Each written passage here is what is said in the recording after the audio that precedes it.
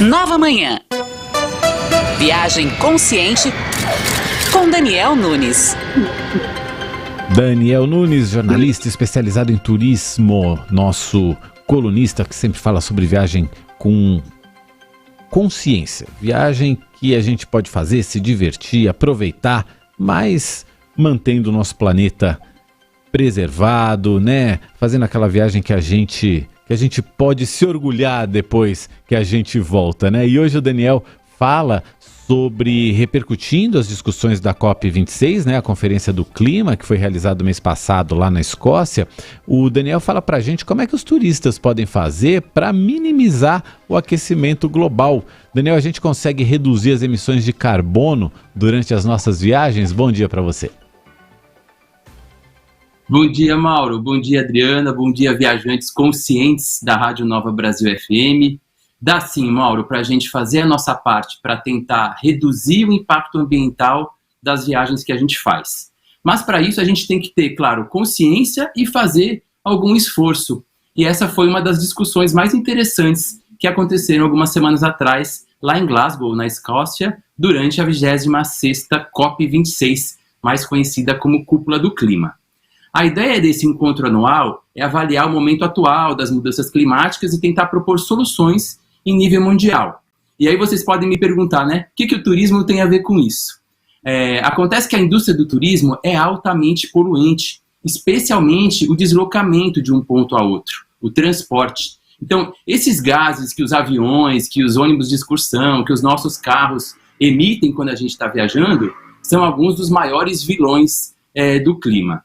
Aliás, ironicamente, para reunir ali na Europa, ao longo dessas 2 semanas, centenas de líderes de mais de 200 países, muito carbono foi queimado. Os estudiosos sabem disso e por isso acabaram falando bastante do turismo lá nas reuniões para tentar evitar que a temperatura do planeta aumente em mais do que 1,5 grau até 2100.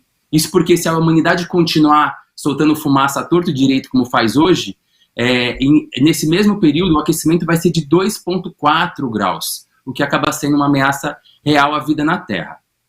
É uma meta, então, né? Algo preocupar. A gente tem, e aí, né, a especialistas e governos do mundo inteiro tentando traçar uma meta para que a gente não tenha esse aquecimento. Então, muitos acordos sendo feitos e a gente vê esse clima, né, dessa discussão mundial. Mas e a gente? A gente consegue também fazer individualmente? Será que a nossa ação individual faz diferença? Faz, né? Faz sim, Didi. Tem bastante coisa que a gente pode fazer. Eu vou falar hoje sobre transporte, tá? Antes de planejar uma viagem, vocês chegam a questionar, por exemplo, qual vai ser o meio de transporte menos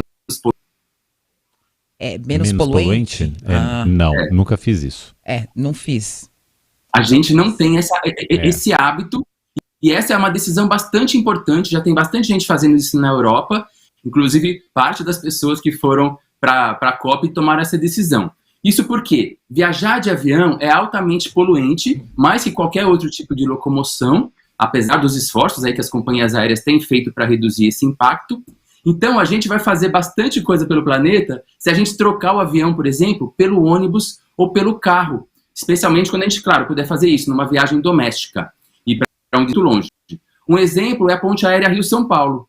E aí que entra o tal do esforço que eu falei. Né? Quem que vai querer abrir mão de 1 hora de voo para viajar ali por terra ao longo de umas 6 horas? Mas um argumento para o viajante consciente se dispor a sair da zona de conforto e tomar essa decisão, né, é observar como que os voos deixam muito mais pegada de carbono. Pegada de carbono é um termo que a gente tem ouvido falar cada vez mais e vai ouvir muito mais ainda no futuro próximo, porque é a expressão usada para a gente calcular o quanto cada um de nós polui no dia a dia.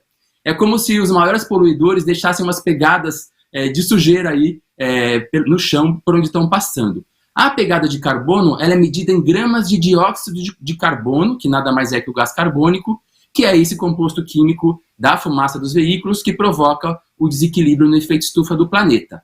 Então, só para vocês terem uma ideia, para cada 1 quilômetro rodado de avião, emite-se 255 gramas por passageiro. Se esse mesmo viajante estiver indo de carro, por exemplo, de São Paulo para o Rio, ele vai emitir 25% a menos de gases. Se a gente fizer a comparação com o ônibus, aí é mais impressionante ainda. De ônibus, emite-se só 105 gramas. Lembra, de avião era 255 gramas por quilômetro. Ou seja, viajar de ônibus equivale a poluir menos da metade do que viajar de avião. Na verdade, 40% do que poluiria se a gente estivesse indo de avião, fora que de ônibus é mais barato, né?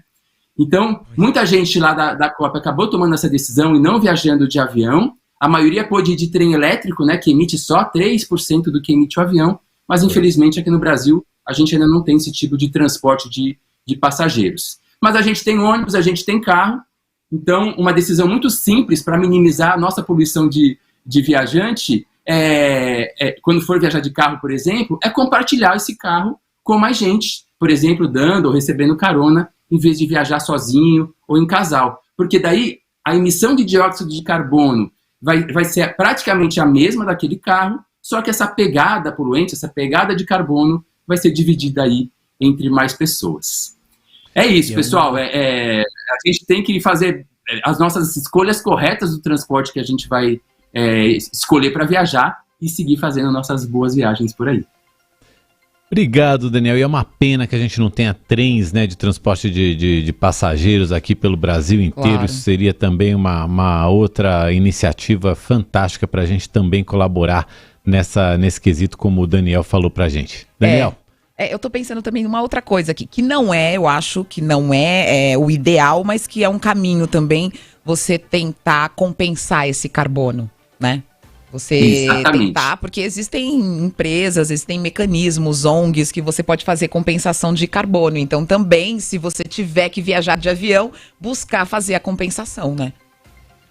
Perfeito, Didi. Esse assunto dá uma coluna inteira, só como a gente compensar a nossa pegada de carbono. Vou guardar aqui, está anotada a pauta. Numa das próximas semanas eu explico melhor como a gente compensa essa nossa pegada, tá bom? Valeu, Daniel. Abraço, até semana que vem. Até mais, pessoal.